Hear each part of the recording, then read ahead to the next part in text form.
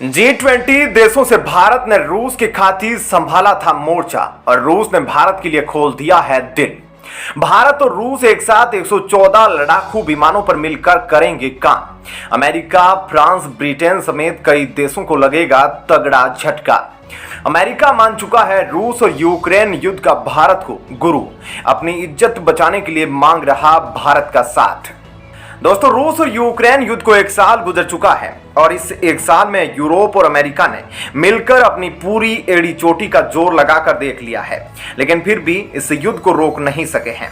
इस युद्ध में कभी भी परमाणु हथियारों की बौछार हो सकती है। अभी तक रूस की ओर से एक भी परमाणु हथियार नहीं दागा गया, जिसकी वजह भारत है। लेकिन इसी बीच रूस और यूक्रेन युद्ध और भी विकराल रूप ले सकता है, क्योंकि अब चीन खुले तौर पर इस युद्ध में एंट्री कर चुका है।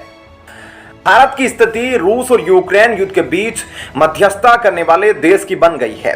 यानी कि अमेरिका को जो बात कहनी होती है, अमेरिका सबसे पहले उस बात को भारत से पूछता है, भारत से उस पर राय मांगता है और कभी कभी तो भारत से गुजारिश करता है कि रूस को रोको, नहीं तो रूस परमाणु हमले करना शुरू कर देगा। यानी कि भारत रूस और यूक्रेन युद्ध का सेंटर पॉइंट बन गया है। अमेरिका भारत की हर एक शर्त मानने को तैयार है, बस भारत किसी तरीके से रूस और यूक्रेन युद्ध को रोककर अमेरिका की इज्जत को बचा ले, क्योंकि अकेले ही पूरे यूरोपीय और पश्चिमी देशों से रूस युद्ध लड़ रहा है। लेकिन अभी तक रूस को कोई हरा नहीं पाया है, जिसके पीछे की सबसे बड़ी वजह है कि रूस के पास इतनी मात्रा में परमाणु हथियार है कि वह चाहे तो 90 देशों को 3 बार खत्म कर सकता है। इन्हीं आंकड़ों ने अमेरिका तक के होश उड़ा रखे हैं। वहीं अमेरिका जो कभी MQ-9 ड्रोन की टेक्नोलॉजी तक साझा नहीं करता था, आज भारत के लिए 5वीं पीढ़ी के लड़ाकू विमान एमका के इंजन के निर्माण में टेक्नोलॉजी ट्रांसफर करने की बात कर रहा है। अमेरिका जो परमाणु सबमरीन को लेकर कहता था कि उसने सबमरीन की तकनीक तो अपने सबसे बड़े दोस्त ब्रिटेन तक को नहीं दी, तो भारत को कैसे दे सकता है। अब वही अमेरिका भारत के साथ मिलकर भारत के लिए परमाणु सबमरीन बनाने को तैयार हो गया है। तो अब अमेरिका अगर भारत के लिए अपने हथियारों के खजाने को खोल रहा है, तो रूस भी कैसे पीछे रह सकता है। अमेरिका के ऐलान के बाद रूस ने भी अपने हथियारों के जखीरे को भारत के सामने पेश कर दिया है और 2 ऐसे घातक हथियार देने पर सहमति जता दी है, जिसकी बदौलत चीन और पाकिस्तान के डर में कई गुना का इजाफा होने वाला है। दरअसल रूस की ओर से ऐसे फाइटर जेट देने की बात कही गई है जो चीन और पाकिस्तान की अकल को ठिकाने लगा सकते हैं। रूस और यूक्रेन युद्ध के बीच आपने देखा होगा, यूरोपियन और पश्चिमी देशों के भारी दबाव के बीच भी भारत अकेले ही रूस की खातिर पूरी मजबूती से खड़ा रहा। भारत पर जबरदस्त दबाव था कि रूस से क्रूड ऑयल की सप्लाई बंद करे, लेकिन भारत पर इन देशों का कोई असर नहीं हुआ। भारत लगातार रूस से क्रूड ऑयल की खरीद कर रूस की अर्थव्यवस्था को बचाए रखा है। यूक्रेन युद्ध के बाद भारत ने जो कुछ भी रूस के साथ किया, उससे अब रूस और भारत के बीच एक अलग लेवल की दोस्ती स्थापित हो चुकी है। वैसे भारत के DRDO और भारत का हिंदुस्तान एरोनॉटिक्स इतना सक्षम हो चुके हैं कि वह दुनिया के किसी भी देश के ताकतवर से ताकतवर हथियार का सामना कर सकते हैं। लेकिन इनके द्वारा बनाए जा रहे हथियारों को आने में कई साल अभी वक्त लगेगा। इसलिए अभी के लिए भारत दुनिया के दूसरे देशों के हथियारों की तैनाती भी भारत के अंदर किया जा रहा है। दरअसल रूस ने भारत को एक ऑफर के तहत अपने MiG-35 लड़ाकू विमान को देने की बात की है और इसके लिए रूस टेक्नोलॉजी ट्रांसफर पर भी सहमति जता रहा है। ट्रांसफर ऑफ टेक्नोलॉजी का मतलब है कि इन विमानों का निर्माण भारत के अंदर ही रूस HAL के साथ मिलकर मेक इन इंडिया प्रोजेक्ट के तहत करेगा।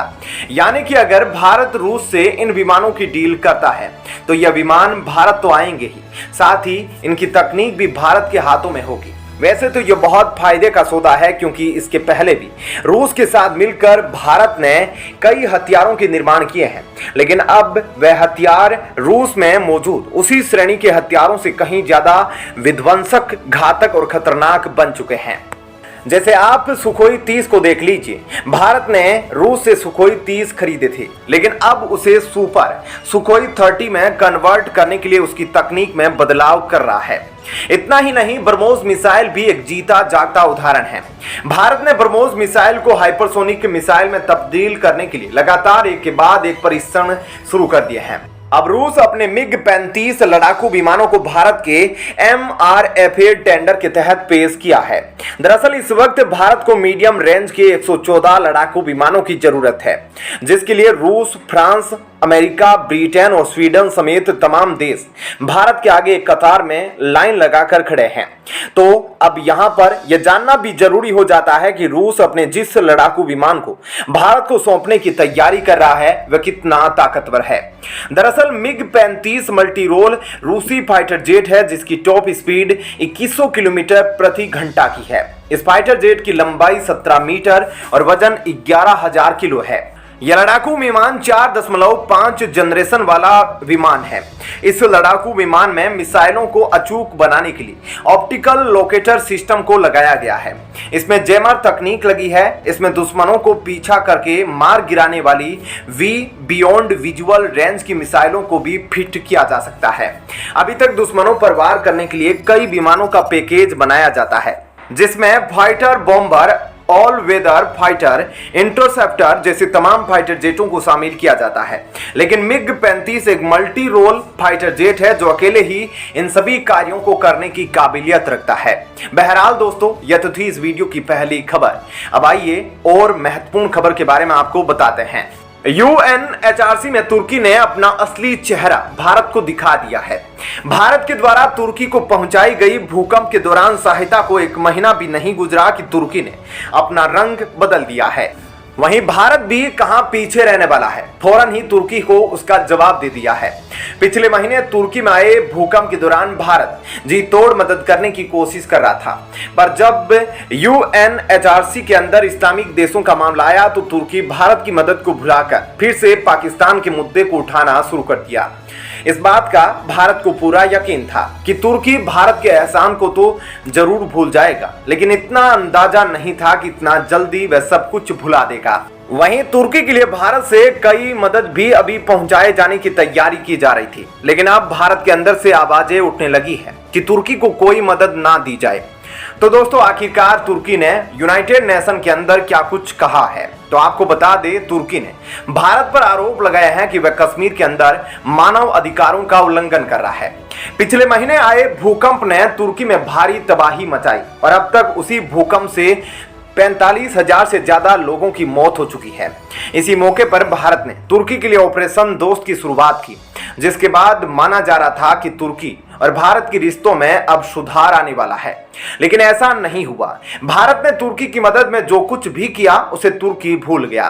भारत जानता था कि तुर्की भूल जाएगा, लेकिन यह अंदाजा बिल्कुल भी नहीं था कि 6 महीने भी नहीं लगेंगे कि तुर्की अपना रंग बदल देगा। उधर भारत ने भी UNHRC के अंदर तुर्की की जमकर लतार लगाई है। UNHRC में भारत की प्रतिनिधि सीमा पुजानी ने जब बोलना शुरू किया तो एक साथ पाकिस्तान और तुर्की की बखियां उधेड़ कर रख दी।